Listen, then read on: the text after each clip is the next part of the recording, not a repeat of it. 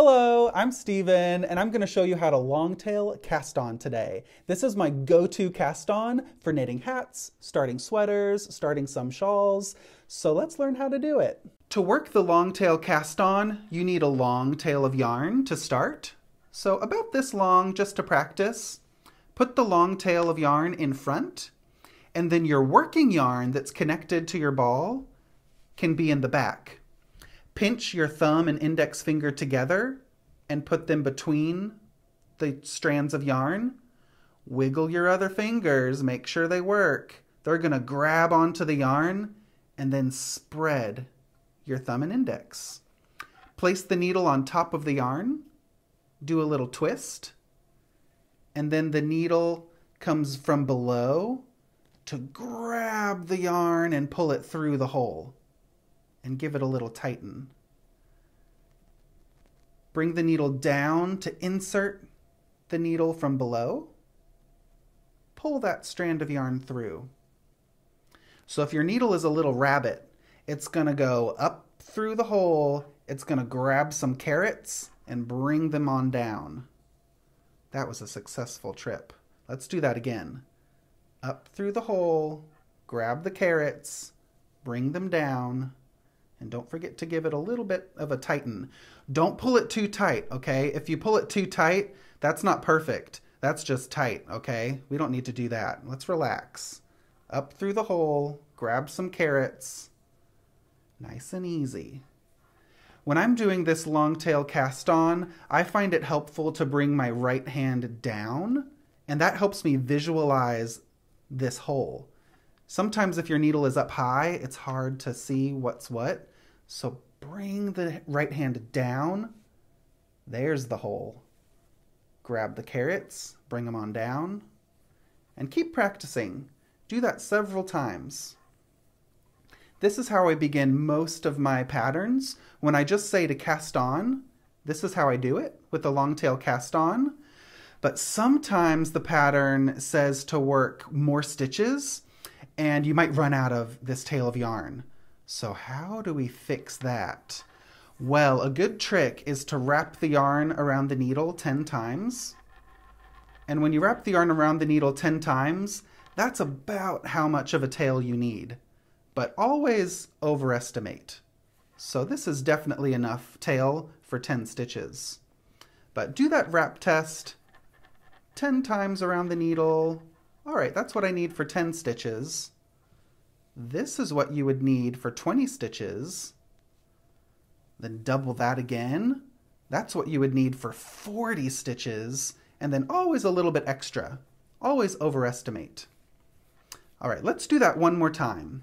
Got to pinch, grab the yarn, spread it. And this is all you need to get started. Place the needle on top and twist. If this feels weird to you for holding the yarn and you like to knit by holding the yarn in your right hand, this is another method you can do. Go through the hole. You can just wrap that yarn around and bring it through the hole. So that's another way to hold the yarn. Go through the same hole, wrap those carrots, bring them on down, give it a little pull. So that's another method, but my favorite way is holding the yarn like this. That gets going really quick and easy. So you'll notice at the beginning of my long tail cast on that I didn't do a slip knot. Some patterns say to work a slip knot and then begin the long tail cast on, which is totally fine, but you don't have to do that. Just get into the slingshot position, ready to go, and this is your first stitch. That's all there is to it. Okay, one more trick. I'm gonna blow your mind with this one. What if you have to cast on like 200 stitches for a project?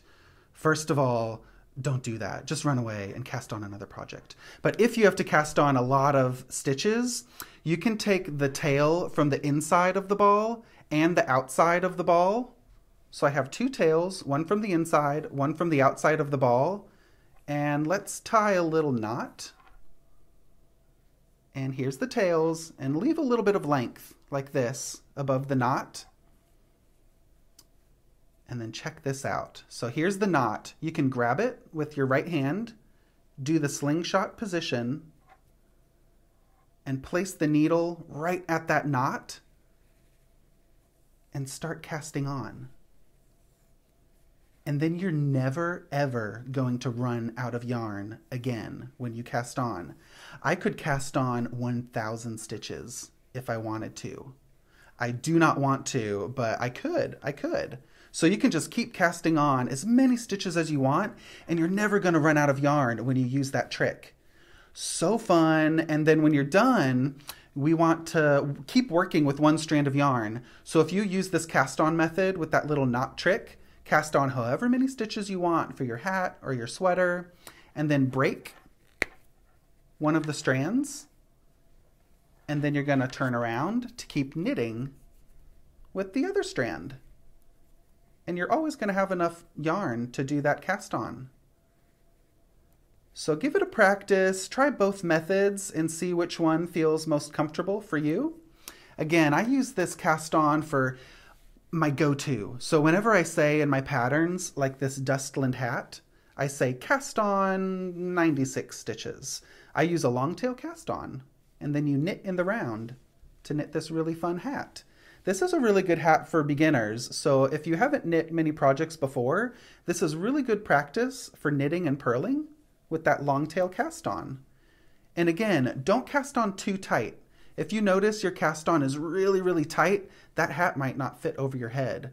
So just cast on, not loose, not tight, just right. Some people like to cast on with a larger needle, and that might help make your cast on a little bit looser, so you might want to try that. Here's another sample. If you want to try color work, this is a great project for doing color work for the first time. The Painting Honeycombs Hat. It begins with a long tail cast on for the brim, not too tight, not too loose, and it's knit in the round all the way to the top. And don't forget to pom-pom it. The hat isn't complete without the pom-pom. Here's one more sample with a long tail cast on. This is a shawl called the Bubble Shawl. And it instructs you to cast on, I don't know, 20, 21, however many stitches it says. So if the pattern doesn't specify which cast on to use, do the long tail cast on. And it's going to look really nice for your shawls and hats and sweaters. Well, I hope that simplified the long tail cast on for you. There's dozens of other cast ons, but the long tail is my go-to. You can use it for anything. If you want to catch some other techniques, I have a lot of other videos on my channel that are linked down below, and you can subscribe to my channel for lots of fun techniques every month, and I'll see you in the next video.